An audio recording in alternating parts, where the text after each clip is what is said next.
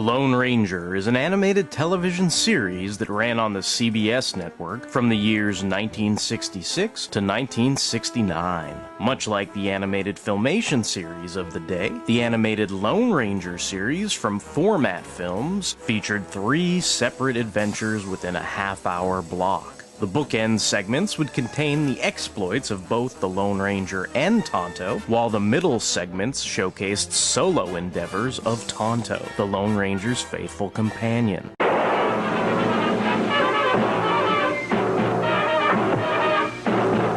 gun, or my next arrow is fatal. Besides Tonto's horse Scout, on the animated series he also traveled with his pet eagle called Taka. The relationship between Taka and Tonto immediately brings to mind the G.I. Joe member codenamed Spirit. He too had a pet eagle, only it was named Freedom. Taka actually gets a solo self-titled episode segment of his own where he defends his nest and the other animals from nefarious game hunters.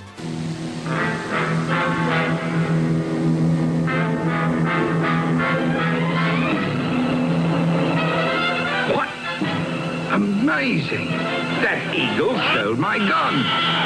Fly, Taka, on Scout!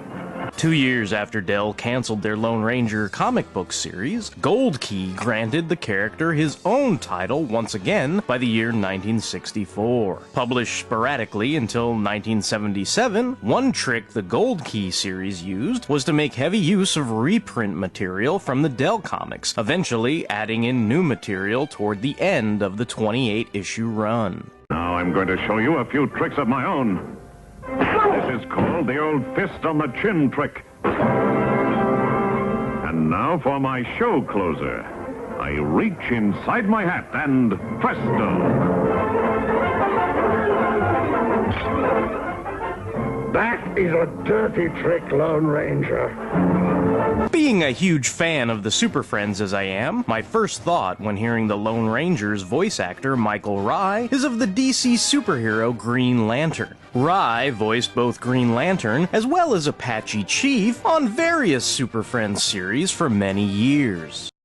Great galaxies, we've been led through a warp in time. The adversaries that the Lone Ranger and Tonto faced on the show were quite outlandish compared to the outlaws and robbers that they usually faced in previous live-action incarnations. Some come across as eccentric supervillains, or disfigured Dick Tracy villains at the very least. One of the most frequently appearing of the freakish villains is the insane man-child called Tiny Tom. I guess that makes this little dude here the Lone Ranger's arch nemesis right after Butch Cavendish. Now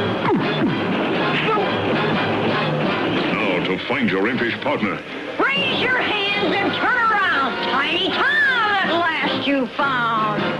So you've added rhyming to your list of accomplishments. Ah, yes, but my greatest feat will be killing the Lone Ranger. Oftentimes, the villains appear to be supernatural or fantastical, but their otherworldly nature is usually debunked by the Ranger by the end of the segment. However, on many occasions, the opponent's mythical nature remains unexplained by science in the Tonto solo segments. For instance, Tonto can be seen fighting a huge quote-unquote lizard god while attempting to save a young Indian girl named Winona in the episode titled The Sacrifice. In another episode, titled Snow Creatures, there is little to no explanation on how these abominable snowmen came to be controlled by their master, Calvin Henry Howard, much less anything on the giant Gila monster being used for ritual sacrifice. Farewell, Winona. You soon forget today. I not forget bravest of all warriors, Tonto.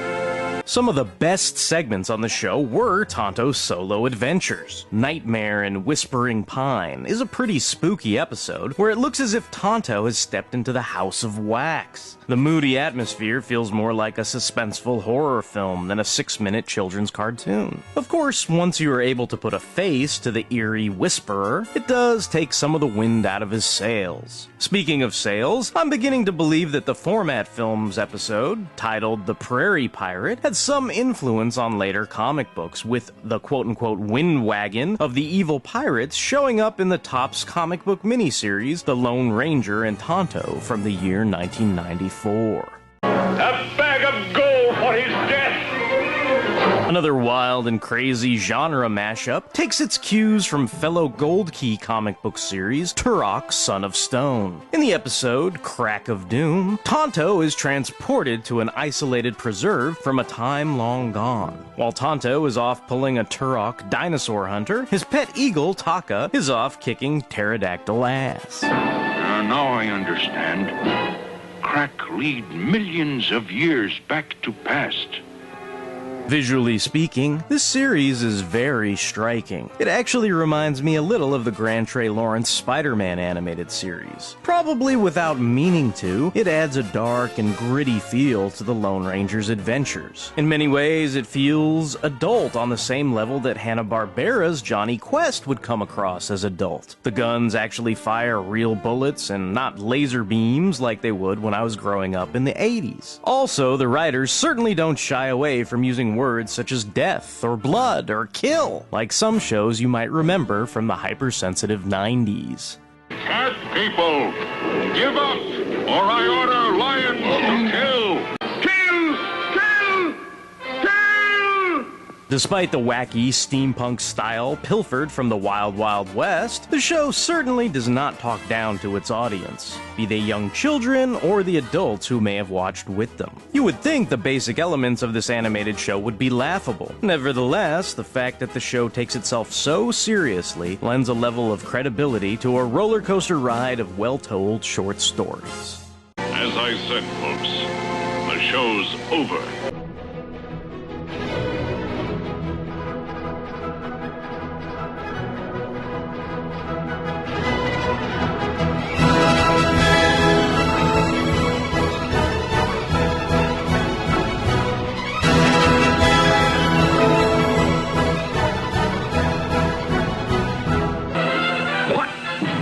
Amazing! That eagle stole my gun.